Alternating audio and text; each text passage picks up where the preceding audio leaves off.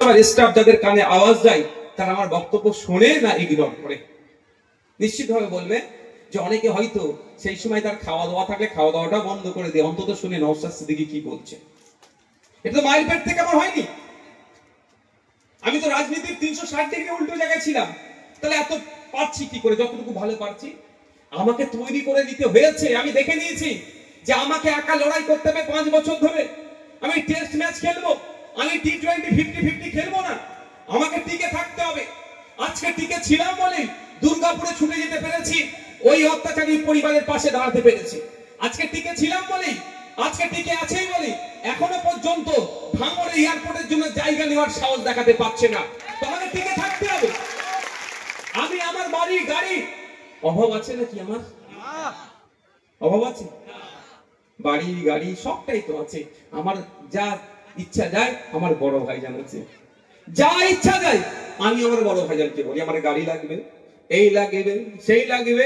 আমার বড় ভাইজান সাথে সাথে মানে বলা শেষ হয়নি আমাকে হাজির করে দেয়। আর কি লাগবে আমার জন্য? আমার একটা বড় ভাইয়ের একটা বড় ভাই আছে, এর থেকে বড় জিনিস আমার কাছে কিছু নেই। সুতরাং আমাকে টিকে থাকতে হবে ক্রিজে। টিকে ছিলাম বলে আজকেও সারা রাজ্যের মানুষ কি বলছে, আগামী দিনে নওশাদের মতো 10টা বিধায়ককে ঢোকাতে হবে। তৈরি করেছি নিজেকে, তো আপনাদেরকেও তৈরি করতে হবে। আমি আজকে 10.5 কোটি মানুষের সামনে দাঁড়াচ্ছি, আপনারা আজকে ভাঙড়ের মানুষের সামনে দাঁড়াবেন। আগামী দিনে আপনারা এই যে ভাই একটা বক্তব্য বলছিল যে বাইরে যাবে, হ্যাঁ আপনাদেরকে বক্তব্য দিতে নিয়ে যাবো আমরা বাঁকুড়া, বীরভূম, মুর্শিদাবাদ, দিনাজপুর, ভাঙড়ের ছেলে কি বক্তব্য দেবে, সেই জায়গাটা আপনাদেরকে তৈরি করতে হবে। এখন স্যার শুরুয়াত আমি চাই, বা কলকাতার রাজপথে ভাঙড়ের ছেলেরা বক্তব্য দিক। ও ভাঙড় শুধু এসে মাঠে ভরাবে, ভাঙড় শুধু মারামারি করবে, ভাঙড়ে হিংসা হবে, এটা বন্ধ। ভাঙড় থেকেও গুরুত্বপূর্ণ দায়িত্বশীল ইমানদার নেতা হয়ে উঠুক, এটা আমি চাই। সেই জন্য বারবার আপনাদেরকে আমি বলি কি যে আপনাদেরকে ঠান্ডা মাথায় চলতে হবে, ধৈর্য ধরতে হবে, দায়িত্বশীল হয়ে উঠতে হবে। ধৈর্য ছাড়া কামিয়াব হতে আপনি পারবেন না। পৃথিবীর ইতিহাসে দেখুন, বিপ্লব একদিনে সংগঠিত হয়নি, ন্যায় একদিনে প্রতিষ্ঠিত হয়নি। এখানে যারা আছেন ম্যাক্সিমাম বলুন তো শ্রমজীবী মানুষ তো নাকি? দিন আনে দিন খান। 8 ঘন্টা ডিউটির কথা বলে গল্প বলেন, 8 ঘন্টা ডিউটির বাইরে করবো না, তাহলে ওভার টাইম দিতে হবে। এই 8 ঘন্টা ডিউটির ইতিহাস যদি দেখি, ঐতিহাসিক হে শহরে এই 8 ঘন্টা ডিউটির জন্য কত মানুষ শহীদ হয়েছিল, কত মানুষ গুলিবিদ্ধ হয়েছিল, কত মানুষ মারা গিয়েছিল। তো অত মানুষ শহীদ, গুলিবিদ্ধ, মারা যাওয়ার পরে আজকে সারা পৃথিবী তাদেরকে স্মরণ করে মে মাসের 1 তারিখে। তাহলে আত্মত্যাগ, আত্মবলিদানের জন্যই তাদেরকে স্মরণ করছে সারা পৃথিবী।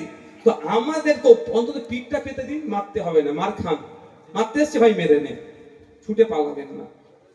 ছুটে পালালে বেশি মার খেতে হয়। দাঁড়িয়ে থাকবেন, মারছিস মেরে নে।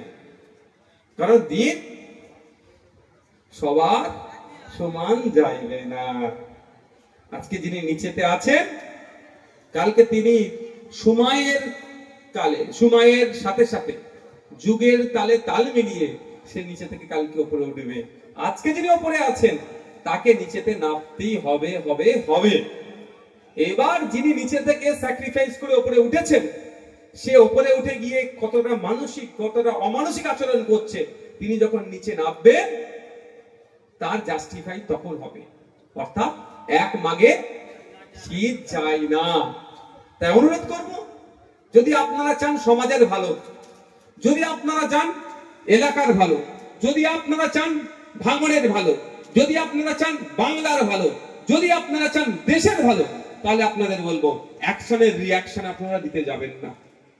আপনারা ধৈর্য ধরুন। কারণ একটা কথা তো, এটাকে কি অস্বীকার করতে পারবেন যে রাত যত গভীর হয় সকাল তত তাড়াতাড়ি হয়। যত অত্যাচার বাড়ছে এটা আপনাকে বুঝতে হবে।